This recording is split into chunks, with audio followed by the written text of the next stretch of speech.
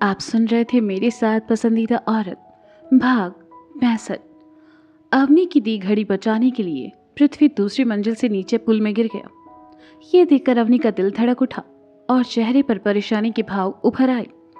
वह घबराई हुई से भागकर सुरभि के पास आई और कहा, सुरभि जल्दी नीचे चलो। क्या हुआ अवनी, तुम इतनी घबराई हुई क्यों हो? सुरभि ने उठते हुए कहा, पृथ्वी नीचे कूद गया है। अवनी ने कहा, उसकी आवाज में डर और पृथ्वी के लिए परवाह साफ दिखाई दे रही थी। क्या? वो पागल है क्या? सुरभि हैरानी से चिल्लाई। प्लीज जल्दी चलो। कहते हुए अवनी ने सुरभि का हाथ पकड़ा और उसे लेकर नीचे चली आई। ऊपर रूफ टॉप पर जमा सभी लोग रेलिंग के पास आकर नीचे पुल में गिरे पृथ्वी को देखने लगे, तो वहीं नीचे मौजूद लोग भी पुल के पास चले आए और समझने की कोशिश करने लगे कि हुआ क्या। अवनी सुरभि को लेकर जल्दी जल्दी नीचे आई और भीड़ को साइड कर आगे आकर देखा। हाथ में घड़ी का वो बॉक्स थामे पृथ्वी पानी से बाहर आ रहा था। अवनी ने पृथ्वी को सही सलामत देखा तो अपना हाथ सीने पर रखा और राहत की सांस ली। पृथ्वी को सही सलामत देखकर मैनेजर ने भीड़ को वहां से भेजने को कहा। पृथ्वी पूरा भीग चुका था और इसी के साथ उसका फोन भी पानी में भीगने से बंद हो गया। वह अवनी के सामने आया और डिब्बा उसकी तरफ बढ़ाकर कहा, तुम्हारा गिफ्ट। अवनी को पृथ्वी की इस हरकत पर बहुत गुस्सा आया, इसलिए उसने पृथ्वी को फटकार लगाकर कहा, ये तुमने क्या किया पृथ्वी? एक घड़ी के लिए तुम 2 मंजिल से नीचे कूद गए। तुम्हें चोट लग जाती तो, कुछ हो जाता तो। हाँ, तुम में जरा भी अक्ल नहीं है। खुद को समझते क्या हो तुम? हाँ, ये असल जिंदगी है, कोई फिल्म नहीं जो तुम बिना सोचे समझे कुछ भी करने लगो। तुम्हें पता भी है मैं कितना डर गई थी। अवनी को गुस्से में देखकर सुरभि ने भी शांत रहना ही सही समझा और चुपचाप खड़ी रही। तो वहीं पृथ्वी अवनी की डांट सुनकर भी मुस्कुरा रहा था। उसे मुस्कुराते देखकर अवनी और चिढ़ गई और कहा, मैं तुम्हें डांट रही हूं और तुम हंस रहे हो। ये सब करके तुम्हें क्या मिलता है पृथ्वी? तुम डांटते हुए भी कितनी प्यारी लगती हो अवनी, पृथ्वी ने मुस्कुरा कर कहा। तो अवनी उसे घूरने लगी। अवनी को घूरते पाकर पृथ्वी ने खुद को नॉर्मल किया और सर झुकाकर खड़ा हो गया। अवनी ने देखा कि पृथ्वी पूरा भीग गया है तो उसने सुरभि की तरफ पर्स बढ़ाकर कहा, तुम जाकर बिल पे कर दो। अरे मैं करता हूं ना। पृथ्वी ने आगे बढ़ने की कोशिश की लेकिन अवनी को अपनी ओर देखते पाकर रुक गया। तो अवनी ने कहा, ऐसे जाओगे? हालत देखो अपनी। पृथ्वी वहीं रुक गया और इधर उधर देखने लगा। तो अवनी ने सुरभि से जाने को कहा और खुद पृथ्वी का हाथ पकड़कर उसे साइड में ले आई।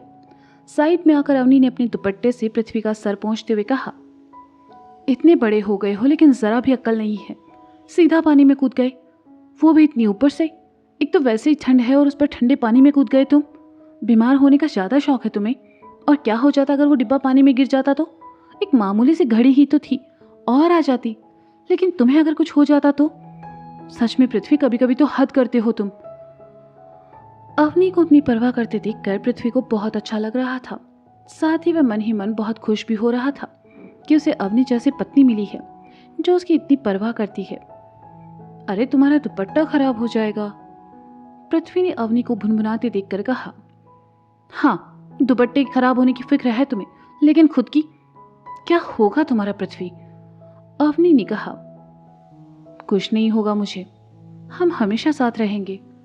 पृथ्वी ने कहा तो अवनी का हाथ रुक गया और वह नम आंखों से उसे देखने लगी। सिर्फ उसका दिल जानता था कि कुछ देर पहले उसे क्या महसूस हो रहा था। अवनी पृथ्वी को और डांट पाती इससे पहले सुरभि बिल पे करके वहां चली आई। साथ ही उसके हाथ में 3 आइसक्रीम थी जो पृथ्वी ने खाने के बाद ऑर्डर किए थे। सुरभि के हाथों में आइसक्रीम देखकर पृथ्वी अवनी की डांट भूल गया और जैसे ही सुरभि की तरफ लपका, अवनी ने उसे रोककर कहा, अब कहाँ? वो आइसक्रीम, पृथ्वी ने कहा। बिल्कुल नहीं, तुम ये नहीं खाओगे। अभी अभी तुम भीग कर आए हो और अब तुम्हें आइसक्रीम खानी है। क्या तुम बीमार पड़ना चाहते हो? अवनी ने कहा। अरे लेकिन मैं ठीक हूं, एटलीस्ट चख तो सकता हूं ना, पृथ्वी ने बच्चों की तरह मचल कर कहा। बिल्कुल नहीं, घर चलकर कपड़े बदलो, अवनी ने पृथ्वी को डांटते हुए कहा। तो पृथ्वी मायूस होकर सुरभि को देखने लगा। सुरभि पृथ्वी का साथ देने के बजाय उल्टा उसे चिढ़ा चिढ़ा कर आइसक्रीम खा रही थी। पृथ्वी ने उसे देखा और धीरे से कहा, हाँ, कितनी मतलबी हो ना तुम, अकेले अकेले सब खा जाओगी, ये नहीं कि थोड़ा मुझे भी दे दो। अवनी, पृथ्वी कह रहा है कि। सुरभि ने पृथ्वी के साथ चलते हुए अवनी से कहा। क्या कह रहा है?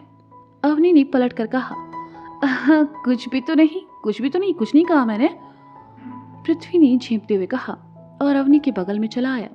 सुरभि पृथ्वी की इस हालत पर मुस्कुरा रही थी और आइसक्रीम खाते हुए दोनों के पीछे चलने लगी। तीनों रेस्टोरेंट से बाहर रोड पर चले आए। सुरभि एक आइसक्रीम निपटा चुकी थी, अब उसके पास 2 बॉक्स और बचे थे। पृथ्वी ललचाई नजरों से उसे देख रहा था।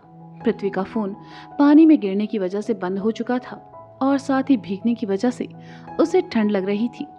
अवनी ने अपने फोन से कैब बुक किया और जब उसकी नजर पृथ्वी पर पड़ी तो उसे कांपते देखकर अवनी को अच्छा नहीं लगा। इस वक्त उसके पास एक्स्ट्रा कपड़े भी नहीं थे जो पृथ्वी के काम आ सके। अवनी ने इधर उधर देखा। कुछ ही दूर उसे एक कॉफी शॉप नजर आई। तुम दोनों यहीं रुको, मैं अभी आई, कहकर अवनी वहां से चली गई। पृथ्वी ने भी उसे जाने दिया क्योंकि उसकी नजर तो सुरभि के हाथों में पकड़े आइसक्रीम के बॉक्स पर थी। जैसे ही अवनी गई, सुरभि की तरफ पृथ्वी चला आया। लेकिन ये क्या, सुरभि तो कहीं और ही खोई हुई थी। दरअसल फुटपाथ के पास लगी बेंच पर एक लड़का और लड़की बैठे थे और लड़का अपने हाथ में पकड़ा बर्गर लड़की को ऑफर कर रहा था। उन्हें देखकर सुरभि को एकदम से वो शाम याद आ गई जब सिद्धार्थ पर गुस्सा होकर सुरभि रेस्टोरेंट से बाहर चली आई थी और उसे मनाने के लिए सिद्धार्थ बर्गर लेकर आया था। सुरभि उस कपल को देखने में इतना खो गई कि उसे एहसास तक नहीं हुआ कि उसके पास खड़ा पृथ्वी दोनों बॉक्स की आइसक्रीम खत्म कर चुका है। पृथ्वी ने देखा कि अवनी वापस आ रही है तो वह जल्दी से आकर अपनी जगह पर खड़ा हुआ और अपना मुंह साफ करके मासूम सी शक्ल बना ली। अवनी के हाथ में एक कॉफी मग था जिसमें गर्म कॉफी थी। अवनी ने उसे पृथ्वी की तरफ बढ़ाया और कहा, इसे पी लो, तुम्हें थोड़ी गर्माहट मिलेगी। थैंक यू, पृथ्वी ने मग लेकर कहा। तभी सुरभि को होश आया और वह चिल्लाई, मेरी आइसक्रीम किसने खाई? किसने खाई से तुम्हारा क्या मतलब है? तुम इतनी बड़ी भुक्कड़ हो, खुद ही खा ली होगी और अब ड्रामा कर रही हो। पृथ्वी ने कॉफी पीते हुए मुंह बनाकर कहा, अरे नहीं, अभी तो ठीक यही थी अब। सुरभि ने असमझ की स्थिति में कहा क्योंकि कुछ देर पहले उसके दोनों बॉक्स आइसक्रीम से भरे थे और अब खाली थे। इट्स ओके, कल सुबह मैं तुम्हारे लिए और ऑर्डर कर दूंगी, अवनी ने सुरभि के हाथ से खाली बॉक्स लेकर डस्टबिन में डालते हुए कहा।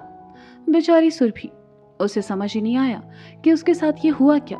उसने शक भरी नजरों से पृथ्वी को देखा तो पृथ्वी ने कॉफी पीते हुए उसे ऐसे इग्नोर किया जैसे वह उसे जानता तक ना हो।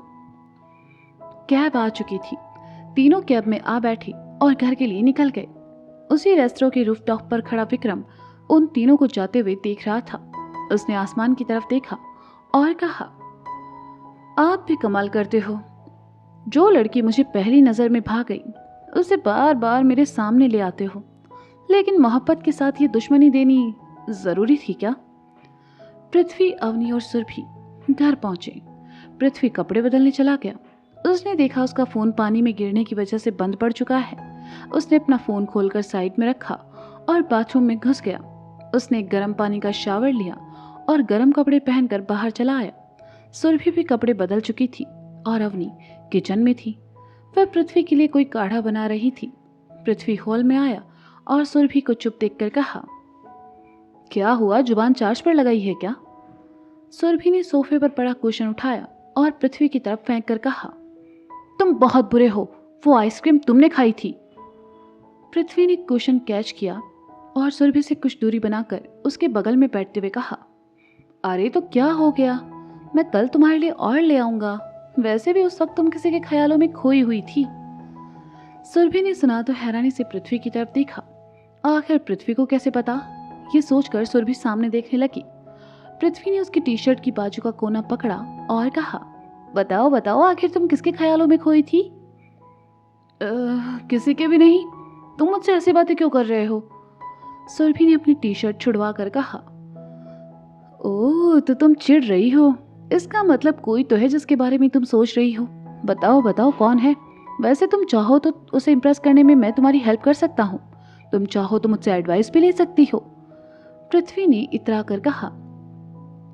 सुरभि ने पृथ्वी की तरफ देखा और मन ही मन कहा, अगर मैंने तुम्हें बताया कि वो कौन है तो इम्प्रेस का तो पता नहीं, पर तुम उसका खून जरूर कर दोगे।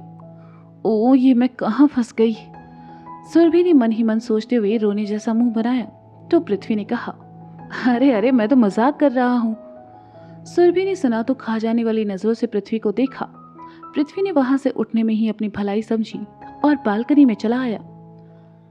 सुरभि भी उठकर कमरे में चली गई और अपना सामान पैक करने लगी, क्योंकि उसे सुबह फ्लाइट से निकलना था। अवनी ने पृथ्वी के लिए काढ़ा बनाया था, उसे कप में छानकर हॉल में चली आई। उसने देखा कि पृथ्वी बालकनी में खड़ा है तो वह उसकी तरफ आई और कहा, पृथ्वी, ये लो, इसे पी लो। ये क्या है? दिखने में तो बहुत ही वाहियात लग रहा है। पृथ्वी ने काढ़ा देखकर मुंह बनाते हुए कहा, चुपचाप पियो इसे। अवनी ने कठोर स्वर में कहा, जी मैडम जी। पृथ्वी ने भी शब्दों पर जोर देकर कहा और काढ़ा पीने लगा। उसने एक सांस में उसे पिया, जिसे पीने के साथ ही पृथ्वी का बुरा सा मुंह बन गया और उसने कहा, इससे अच्छा तो तुम मुझे जहर दे देती, मैं खुशी खुशी खा लेता। तुम्हें देने के लिए जहर से भी अच्छी चीज है मेरे पास, अवनी ने कहा। अब क्या है, देखो अवनी, मैं अब और कुछ नहीं पीने वाला हूं, पृथ्वी ने घबरा कर कहा। मैं अभी आई, कहकर अवनी हॉल में आई और वहां पड़े अपने पर्स को उठाया। उसने उसमें रखे डिब्बे को निकालकर पृथ्वी की तरफ आई। पृथ्वी के सामने आकर अवनी ने कहा, अपना हाथ आगे करो।